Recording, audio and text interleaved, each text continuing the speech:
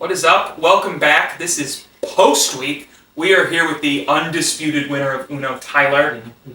We're here to talk and rank the game. So before we get into all of the numbers and stuff, how did you feel playing Uno with us? Uno is a classic game, right? I think every family's played it at one time or another. I learned a couple rules today. Actually, I didn't know before. Like I was saying earlier, how in my family we play Uno, you get the +4, but then you can still play a card. Mm-hmm. So that was it was a little fun. And we even did that little bonus round there with Uno Wild. Uno All Wilds, yeah. Yeah. No, that was interesting. That is actually Uno All Wilds is coming out next week, so stay tuned for that because it is a garbage fire. That's a way to put it. It's very fun, but it's very nonsensical. Yeah, when I was writing the script for the rulebook, I was looking, and there are a lot of random rules that I'd never heard of, like, well, there's our blank one. Like, you can't start the game on a reverse or, like, a draw 4. I always thought you couldn't, but it turns out you could. So if it was, like, play always goes clockwise, but if the game is a reverse, it would go right.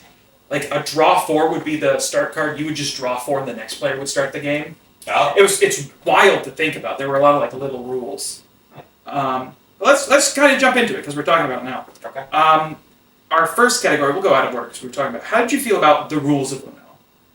Because, again, there's a lot of unlearning the house rules that you have. Yeah, I feel like every house has their own house rules when it comes to Uno, or this is a game you'll play with a lot of like younger kids. Mm-hmm. So you kind of, I don't want to use the word dumb down the rules, but you modify them in a way that's a little more easy to understand. Even though now playing with the rules, I really don't feel like they're all that hard. I probably 8 out of 10. Yeah. So we'll give you an 8. I'm gonna give this like a 7. Okay. Because there is a lot of. It is simple to understand, but there are a few rules in there where you're like, this is so specific. Just make it this or just make it that. Okay. We will cycle back the box fit. Now this is the box that most Uno decks come in. Most variations come in something like this. Out of 10, how do you kind of like the box fit, the box feel? Honestly, it's a 10 out of 10. You can throw it literally anywhere in the house. You put it in a kitchen drawer. You could throw it in your game cupboard for the rest of your box. It's going to fit in there. It's not a huge thing. It's not taking up a million spaces, and it's not too big. Yeah, I'm actually giving this a 9. I talked about this kind of last month with Crow, but it's simple. It's nice, but it's kind of basic. Mm-hmm. There's not a lot to think about, and like there are certain board games where like they have bent the rules of like physics for you to fit everything in their boxes, and I kind of just reserve 10 for those. This is as close to a 10 as it can be without being a 10 for me. Gotcha. Our next thing is just the gameplay. How do you enjoy the gameplay out of 10? Is it easy? Is it ridiculous? Is it bad? So, truth be told, I don't like Uno. I think the game's a little boring. Looking at it objectively, there's a reason it's in every household. It's a playable game. Anyone can sit there and learn the rules in a couple minutes and start playing. I'm going to give it like a 7. Okay. I'll also give it a 7. It's a pretty standard game. There's loads of worse games. It's an okay game. Our next 2 categories are at 5 because they're kind of branched on the question. Okay. This is short-term replayability. So we've just finished a game of Uno. How likely out of 5 would you be like, let's play some more Uno? Knowing that you don't like it. Previously stated as I don't like Uno. The thing is I could see a group of people like just replaying this in multiple sessions because it's easy, shuffle, replay. I say short-term replayability is probably pretty good. I'm gonna give that like what's out of 5, right? Yeah, out of 5. I'm gonna give it like 3. Okay. I would probably give it a 4, just because it is a game that you could play for like 4 hours and it'll still always be an interesting kind of. You have to be invested in the game. Inversely, that is long-term playability, which is like, we've just played this in like a few months. How likely be like, hey, can you bring Uno with you? Or like, hey, do you want to play Uno tonight as long as these other games? That's where I personally would give it like a 1 or a 2. Yeah. Because like, this is a standard game. I rarely want to play it because I know there are kind of more fun games out there. Yeah. For me, it's probably a 1. I don't think I've ever asked someone to be like, yo, you got Uno at your house? Man over there, or can you bring Uno over? There's just Yeah, it's. I put myself down as a 2 for it. It is really like, it is a fun game. I don't want to play it every time we have like a board game hangout. Finally, this is the most objective one out there. Out of 10, how did you like the game Uno? 1. 1. Dang. I don't know. I just think it's a really. I played Uno so much as a kid. Mm-hmm. It was like I had like 4 board games in my house.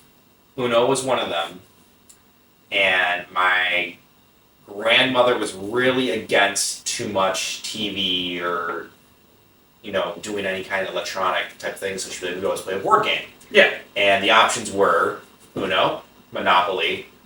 Oh my God, what is that called? Connect 4. Connect 4. Or Bridge. So Uno was played quite often with all those games, and honestly, it's been so burned out for me. Oh, I believe it, if that's the case. I do not have that burnout. I will give this a very objective 6. It is a very average game. I like it a little bit more than I like most games, but it is still run-of-the-mill. If you said let's play Uno, I could give you 5 card games that I could bring instead. Yeah. With all that in mind, though, the scores are getting pre-tallied. You have given this game, out of 50, Okay. you've given this a solid 30. That's about right. Which is, it's a 60% overall. I was a hair more generous at giving it 35 out of 50. So it's still an average game. It's not a bad game, but there is stuff we'd much rather play. Yeah, there's more exciting things as you get older and get more into games, but I feel like everyone started here though. Oh yeah. Everyone started as one of your first, card/board games. I mean, can you imagine trying to start your very first board game as Monopoly? I would cry. No.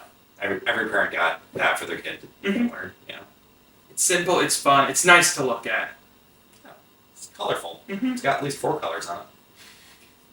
I saw a version of Uno on, I think it was Pinterest or Reddit or something. It was just like a here's my thought kind of website, and it was like seasonal Uno, and it was like fall colors. So it was orange and green and brown. And I was like, this is a horrible game to play.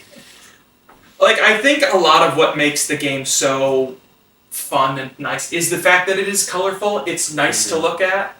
Like, I took one look at that and I was like, I don't think I could play more than 2 minutes of autumnal themed Uno. Autumnal themed Uno, that's... You got any other thoughts or opinions you'd like to share on Uno before we sign off? Just because I say I don't like it doesn't mean that you do not like this game. There's a reason it's so popular. Well, this has been Post-Match. We've been with our definitive winner of Uno title. We will see you guys next week for Wild Card Week, where we will be playing Uno. Oops! All Wild. We'll see you later. See you in the next one.